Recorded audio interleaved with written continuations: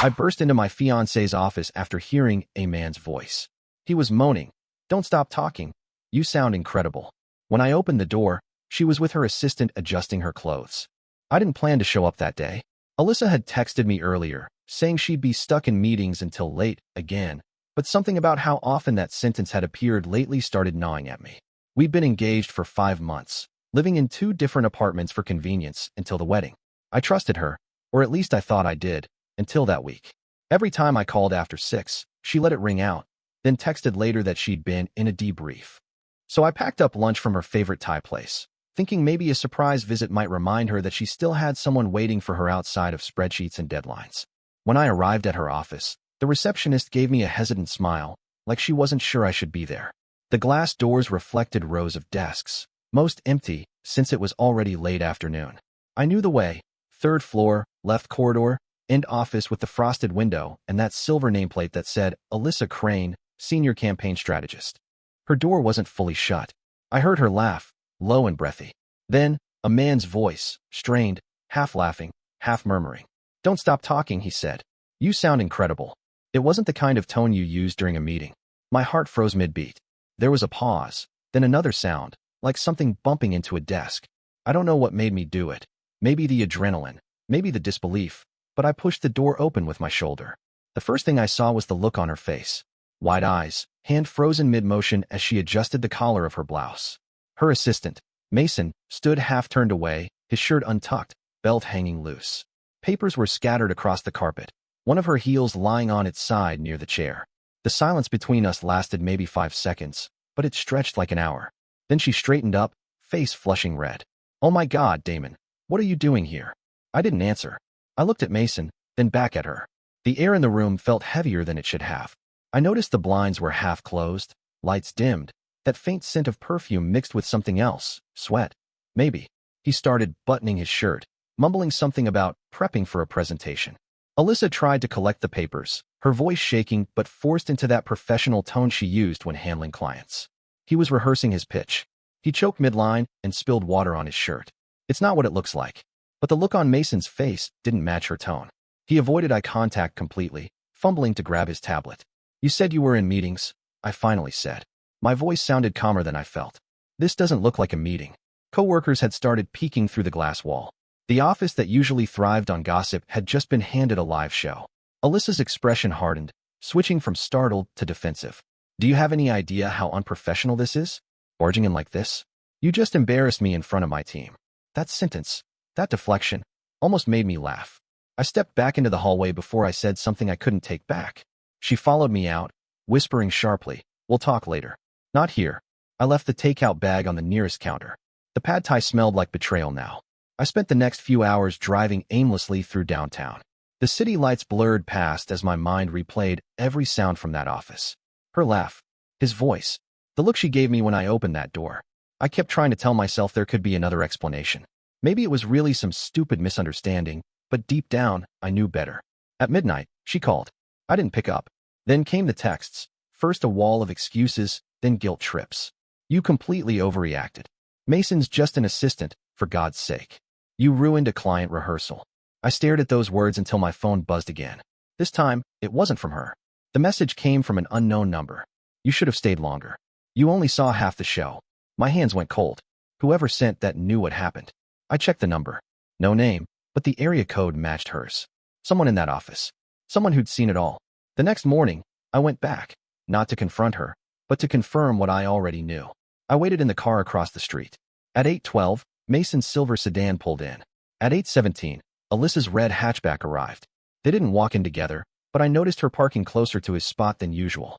When Mason opened his trunk to grab his laptop bag, she lingered near him just long enough to hand over a coffee cup, smiling. It was intimate, not professional. That image stayed with me the rest of the day. I didn't text or call her, didn't respond when she wrote a long apology email about stress at work and poor timing. By evening, I decided to give her enough rope to hang herself. That night, while she was asleep in her own apartment, I used the spare key she'd given me months ago and slipped a small recording device under the driver's seat of her car, a little gadget I'd once used for work calls on the road. Nothing illegal, nothing extreme. Just insurance. 2 days later, she called sounding cheerful again. "Let's meet for dinner, my treat. I want to clear the air." I agreed. We met at a downtown restaurant she used to love. She looked polished, collected, like nothing had happened. The conversation felt forced, rehearsed. Every sentence started with some version of "I care about us." I just nodded, pretending to listen. But the moment she excused herself to take a phone call outside, I noticed the familiar smile spreading across her face, the one she had in that office. Her tone was lower now, almost playful. I couldn't hear the words, but I didn't need to. She walked back in, saw me watching her, and immediately changed her expression to neutral. When dinner ended, I paid and walked her to her car. She thanked me, kissed my cheek, said she'd call me tomorrow. I didn't respond. I just waited until she drove off and then headed home. The next morning, I listened to the recording. It started with a few minutes of silence. Then her voice, tired, muttering about work. Then laughter. A man's voice followed, unmistakably Mason's. He said, "You almost got caught. You should have locked the door." Her voice, sharp and amused. "He's too trusting. He'll believe anything." Then, laughter again, muffled sounds, and her saying, "Guess I can cross office fantasy off the list." That was enough. I didn't need to hear the rest. I sat there staring at the wall until the recorder clicked off on its own. My chest felt hollow. The irony was, for a brief moment, I'd actually believed she'd fooled me into doubting my instincts. Now, she'd handed me the truth herself, recorded and undeniable. The following morning, Alyssa called again, cheerful, overly so. She said she wanted to talk, like adults, that she hated how things ended at the office. I said fine. I didn't mention the recording. I needed to see how far she'd go to defend her lie before she even realized I already knew everything. When I arrived at her apartment, she had breakfast waiting, croissants, orange juice, coffee. The same brand I used to buy for her before work. She was trying to reset the stage, pretending nothing had happened. Her tone was bright, her smile too practiced. She started before I even sat down. "Mason's gay, Damon. You know that, right? It was a stupid misunderstanding. He was doing these stupid vocal warm-ups from that creative workshop thing, and you heard it out of context. You barged in, and, well, you made it look bad." I studied her. She wasn't shaking, not nervous. She'd rehearsed this. The entire lie sounded like something built piece by piece in front of a mirror. "You're telling me," I said slowly, "that his shirt came undone during a warm-up exercise?" "Yes. He spilled water. I was helping him clean up. It was chaos, and then you came in like some jealous movie character." She laughed a little, like she was trying to soften me. She moved around the counter, touched my arm lightly, her voice dropping to that sweet, pleading tone she used when she wanted something. "I love you, Damon.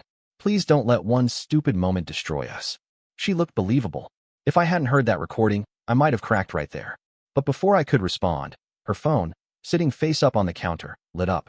"Mason Trent. Can't stop thinking about earlier." Her hand darted toward it, but I saw it first. That 1 second told me everything I needed. She froze, then whispered, "It's not what you think." The words made me laugh. I didn't plan to. It just slipped out. One of those ugly, dry laughs that comes when your brain short-circuits from disbelief. I stood up, took my jacket, and said, "You're right. It's worse." She followed me to the door, voice rising from soft guilt to sudden anger. "You're paranoid. You went through my phone. You don't trust me anymore because you made up some story in your head." I didn't answer. I walked out, leaving her shouting behind me. But I wasn't finished. That night, I replayed the recording again, not because I needed proof, but because I wanted to understand what kind of person I was dealing with. The smug tone in her voice, the self-assured laughter, it wasn't guilt. It was confidence. She thought she could get away with it. The next day, I sent a small audio clip to her company's HR department. Nothing too explicit, just enough of the conversation where she and Mason joked about getting caught in the office. I didn't sign it. I just watched. By noon, I got a text from Alyssa. "Are you trying to destroy my career? What the hell is wrong with you?" So they'd called her in already. That didn't take long. But she didn't lose her job. Somehow, she flipped the story. By evening, her boss called me personally, not as a warning, but as a favor. He said Alyssa had described me as emotionally unstable and prone to jealous outbursts. He advised me to give her space for the sake of professionalism. That was when I realized she'd done this before, not the cheating part, but the performance. She'd built her entire image around control, and I'd just given her the perfect villain to blame. Within 2 days, I started losing clients from my consulting work. A few mutual acquaintances told me word was spreading that I'd snapped over some imagined affair. Alyssa had made me the punchline. I thought that was the end of it, until Friday night, when my phone rang again. An unfamiliar number. A woman's voice on the other end, calm, tired. "Is this Damon Hill?" "Yes. This is Haley. Haley Trent." That name hit harder than I expected. Mason's wife. She said she'd found something she thought I should see. I agreed to meet the next morning at a coffee shop near the waterfront. When she arrived, she looked like she hadn't slept in days, still in her office clothes. But her mascara was smudged and her hands trembled slightly as she placed her phone on the table. "I don't know you," she said quietly, "but I think we're both being lied to." She unlocked her phone and slid it across the table. The screen showed a message thread between Alyssa and Mason. The first line made my jaw tighten. "Alyssa, he's buying the gay story. You were right. Men panic when they think they're being possessive." Then more messages followed, some teasing, some explicit, all confirming exactly what I'd already suspected. Haley's eyes glistened, but she wasn't crying. "He told me he was working late. Then he started locking his phone. I checked his emails this week. She sends him company reports from her private account. They're using those numbers to fake invoices for side deals. Fraud. Not just cheating, corruption." I sat back, processing it all. "You're sure?" She nodded. "I have copies of everything." I wasn't going to say anything, but when I heard what she told HR about you, I realized she's covering for him. I looked at her phone again, scrolling down through screenshots of hotel receipts, fake billing addresses, and one picture that made my stomach twist. Mason and Alyssa sitting in a hotel lobby, kissing, both wearing company name badges. That was the moment I stopped feeling angry and started feeling strategic. Later that night, Alyssa called again. I picked up this time. Her tone was soft, rehearsed as ever. "I hate fighting with you, Damon. Can we please just fix this?" "Sure," I said, my voice steady. "Dinner tomorrow?" She hesitated, surprised I'd agreed so easily. "Yes. 7. Same place." "Perfect." When I hung up, I called Haley and told her to meet me again the next day. She asked what I was planning. I told her, "I'm not sure yet, but I think they're both about to get what they deserve." The next evening, Alyssa showed up at the restaurant dressed like she was attending a gala. She talked about new projects, her promotion review, the same hollow noise she always used to fill silence. I let her talk. Every sentence felt like watching someone build their own coffin with a smile. Halfway through dinner, I leaned back and asked casually, "So, how's Mason?" She froze mid-sip. Her eyes darted up for half a second before she recovered. "He's fine." "What? You two still working on those creative exercises?" Her voice faltered. "Damon, please. Let's not start again." "I'm not starting anything. Just making conversation." I wanted her to know I wasn't fooled, but not yet. I needed her to think she still had the upper hand. When the check came, she offered to pay. I let her. She called it a symbolic peace offering. Outside, as we walked to her car, she slipped her hand into mine like nothing had happened. That was when I realized she actually thought she could talk her way out of everything. She hugged me before getting into her car. "See? We're okay. I knew you'd understand."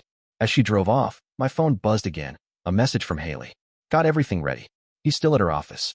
They think it's private." Back home, I replayed every moment of the evening.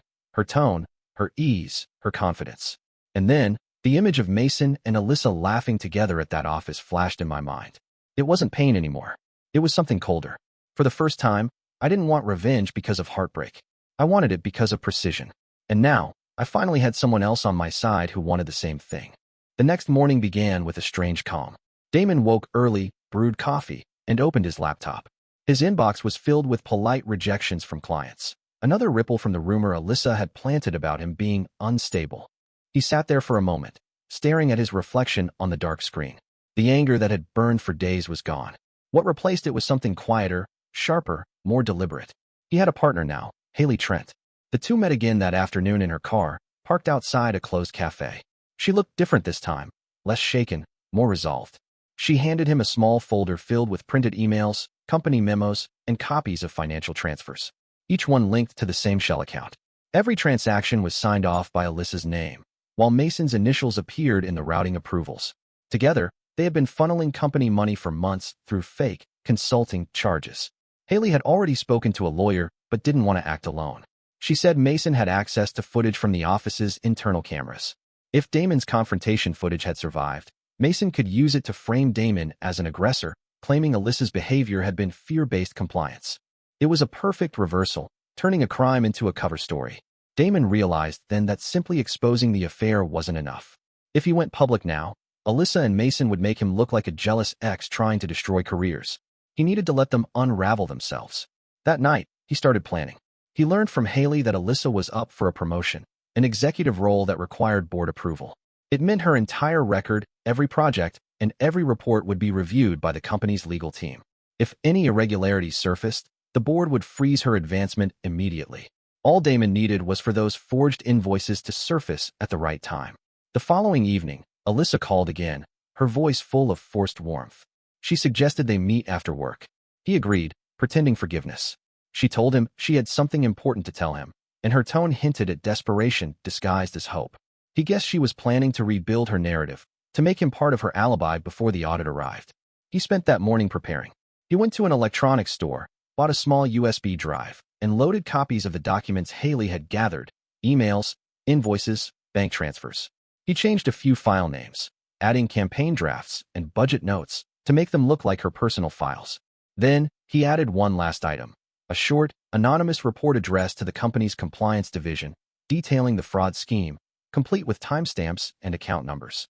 By the time evening came, Damon had memorized every move. He would meet her, stay calm, pretend reconciliation, and slip the drive into her bag when she wasn't looking. Then he would wait.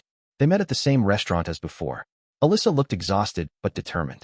Her conversation was strange, less about apologies, more about mutual futures, about how they could start clean. She even mentioned moving in together again.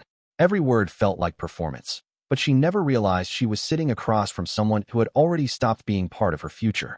She left her purse on the chair beside her as she reached for the wine bottle. That was the only moment Damon needed.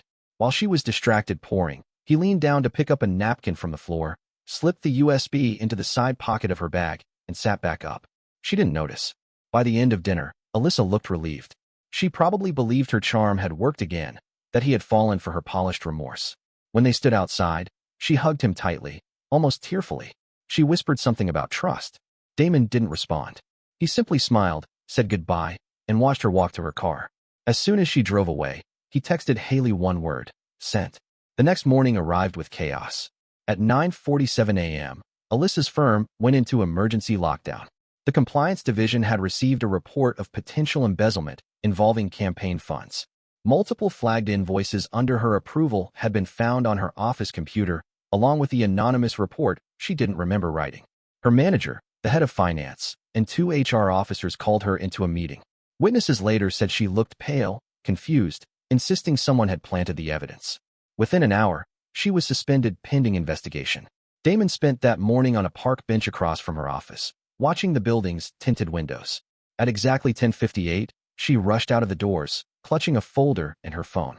She called him over and over again, each call going unanswered. The 11th call came with a voicemail, her voice shaking, almost hysterical.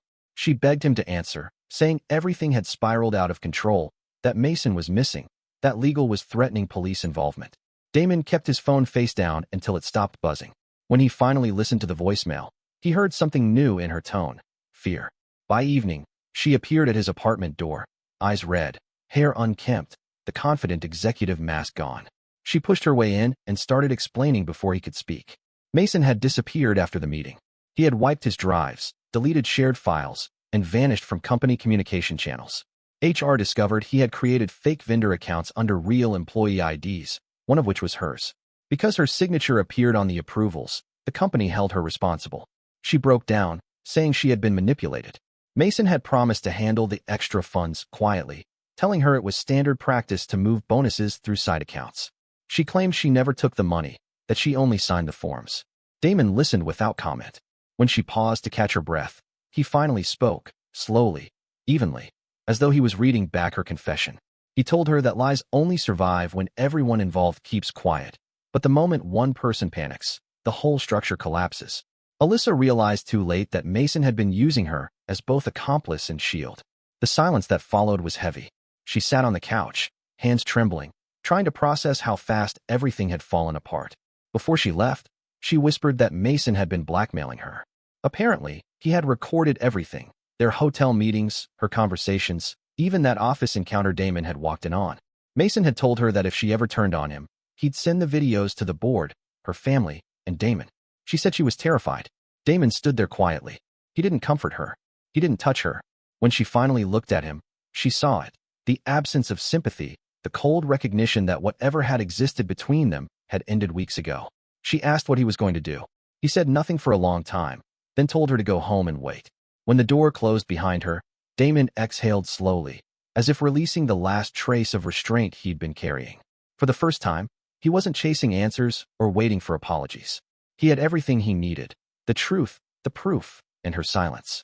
Outside, the city lights blurred through the window. Somewhere across town, Mason was hiding, and Alyssa was unraveling. And Damon, sitting alone in his apartment, knew that both of them were finally where they belonged, on the edge of their own downfall. He poured himself a drink and watched the night unfold, the phone screen lighting up again and again with messages from her. He didn't read them. He didn't need to. The story was already writing itself now, and this time, he was the one turning the page. The following days unfolded like the final act of a play everyone knew would end badly. Damon didn't need to move a finger. Everything was already in motion. Alyssa's company launched a full audit. Investigators combed through every transaction, and what started as an internal compliance issue evolved into a criminal probe. Mason's disappearance had pushed everything to the surface. Each missing record, each erased file, each transfer traced back to their joint approvals. By midweek, Alyssa's face was everywhere: internal memos, gossip threads, even local business blogs hinting at a misappropriation scandal. Her fall from grace was faster than even Damon expected. The woman who had spent her career crafting flawless presentations and networking her way through executive circles was now the subject of hushed hallway conversations and sarcastic headlines. When she finally reached Damon again, her voice was unrecognizable. The arrogance had vanished. What replaced it was a trembling kind of panic, the sound of someone realizing there was no version of the story left where she wasn't the villain. She wanted to meet. She said she needed his help. He agreed, but only because he wanted to hear how far she would go this time. They met at her apartment. The place looked ransacked: half-packed suitcases, unopened mail, blinds drawn. She sat at the kitchen table, clutching a folder full of documents. Her hands shook as she spoke. Mason had reappeared that morning, she said. He called her from an unknown number, demanding she wire him $20,000 to fix the situation. He claimed he still had all the videos, some from hotel rooms, others from inside the office, and threatened to release them if she didn't comply. Alyssa had spent the day trying to scrape the money together, selling jewelry, contacting friends, even calling her parents. Every door closed in her face. Her perfect world had shrunk to this small, dim apartment, where she now begged the man she'd betrayed for help. Damon listened in silence. She kept talking, explaining how she hadn't known the extent of Mason's schemes, how she had been manipulated, how she'd done it all out of fear and stupidity. It was the same melody in a different key, self-preservation disguised as confession. When she finished, he asked if she still had the number Mason used. She nodded and handed him the phone.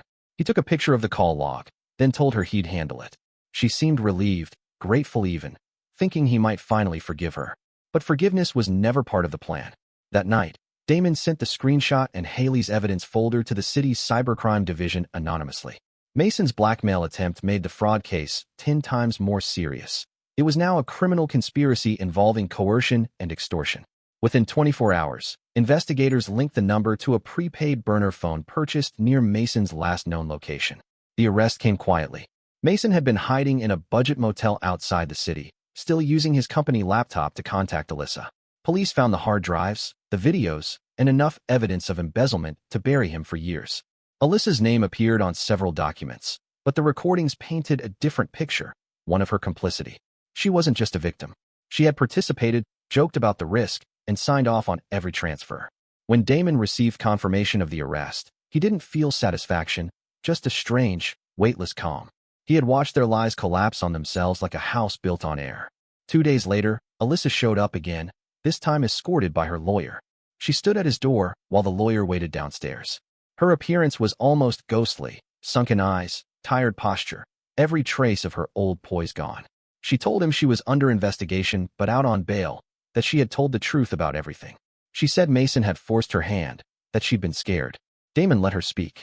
The story changed slightly from before, each version a revision meant to make her look smaller, more helpless, more tragic. When she finally ran out of words, she looked at him with a kind of broken hope, waiting for something human from him. But there wasn't anything left to give. He told her, calmly, that he had seen enough of her truth to last a lifetime. He didn't yell or accuse.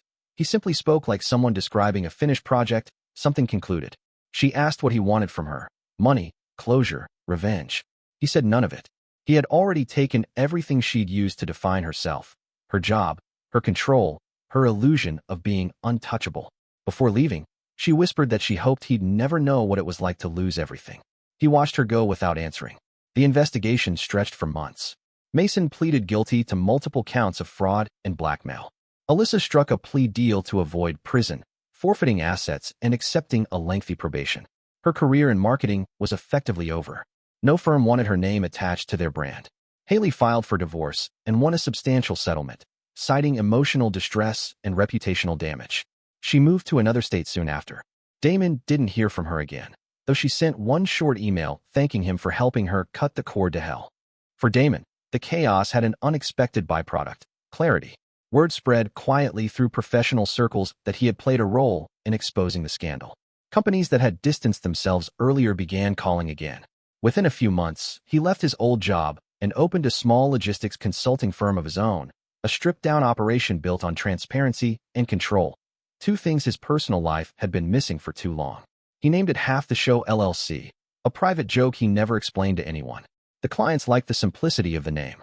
Only he knew it came from that first message he received after walking into Alyssa's office. "You should have stayed longer. You only saw half the show." 6 months later, he saw Alyssa again by chance. She was working at a small cafe downtown, her probation bracelet hidden beneath her sleeve.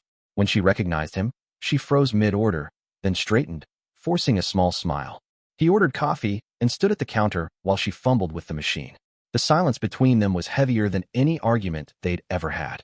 When she handed him the cup, she said she was sorry.